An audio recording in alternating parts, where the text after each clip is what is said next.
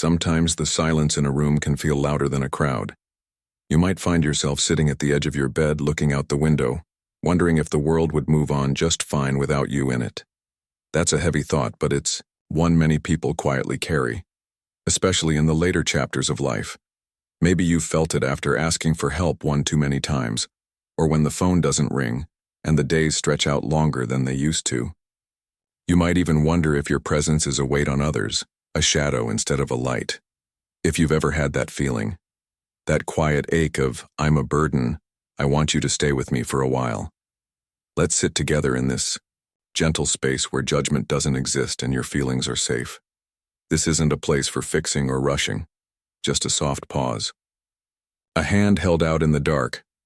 You are not alone in this, and more importantly, you are not a burden. You are a human being with a past full of giving, of trying, of loving, and right now, you deserve a voice that speaks back with love, not silence. So if your heart feels heavy, I invite you to listen, not just to me, but to the quiet truth buried under those doubts, the one that's been waiting for your kindness. Let's begin. There's a reason so many older adults struggle with this feeling. For decades, you've been the one doing the giving.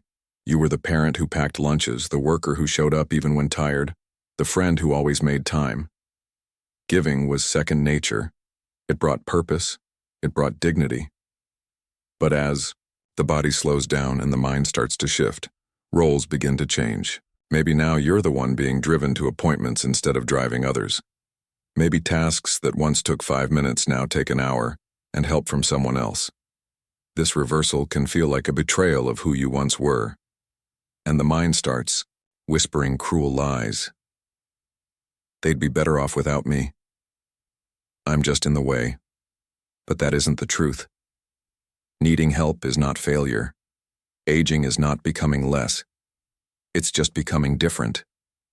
And in that difference, you still carry value, not for what you do, but for who you are. Think of a grand old tree.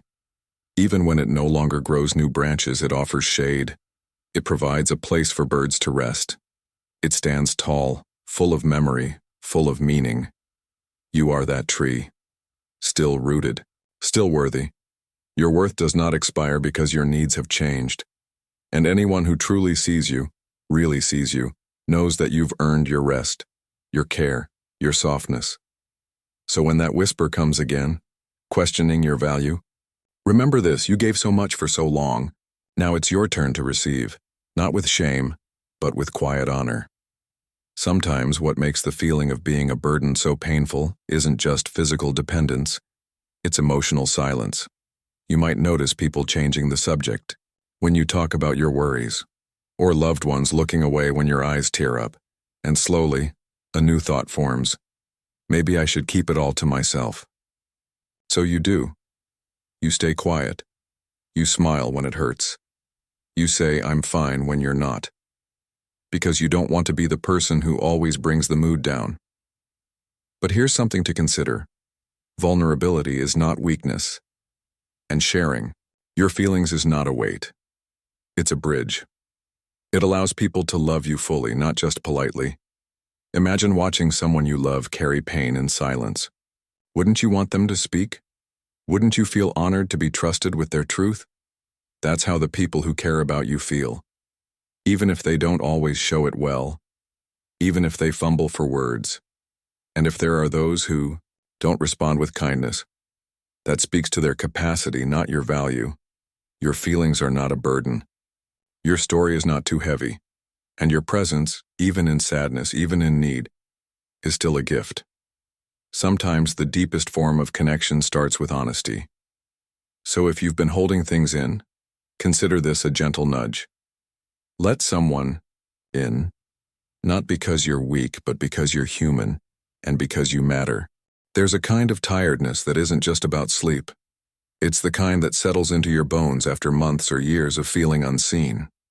That feeling can show up after health changes, when your body doesn't cooperate the way it used, to suddenly simple tasks become battles. Standing too long hurts, eating alone feels hollow, and you start canceling things you once looked forward to.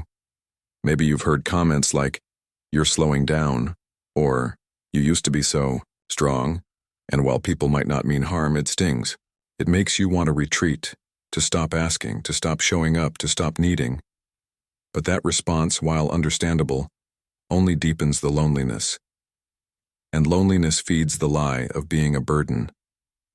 Let me tell you something gently but firmly. You are still allowed to take up space. You are still allowed to ask for help. And your health, your needs, they do not make you less. In fact, learning to ask for help when you need it is one of the bravest things a person can do. It's not giving up. It's letting love come in where independence once lived. You are not a project to be managed. You are a soul to be cherished. So whether your hands shake when you reach for a glass, or your knees ache when you stand, please know, you are not defined by what you can no longer do. You are defined by the life you've lived, the stories you carry, and the love you're still capable of receiving and giving. There's something tender that happens when we look at life from a wider lens. The moments that once felt loud, the busy days, the long to-do lists, begin to quiet. And what remains are the deeper questions. Why am I still here? Does my life still matter? If you've ever asked that, you're not alone. In fact, asking those questions is a sign of wisdom, not weakness.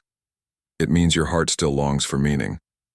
The truth is, your value has never been tied to productivity, or usefulness, or how many tasks you check off in a day. You are not just a chapter in someone else's story. You are a whole story of your own. Think of the sunrise. It doesn't hurry. It doesn't try to be useful, and yet every morning it paints the sky with a beauty that makes people stop and stare. Your presence, your simple being, has that kind of beauty too. Especially now. You carry history in your voice, softness in your eyes, and wisdom in your silence.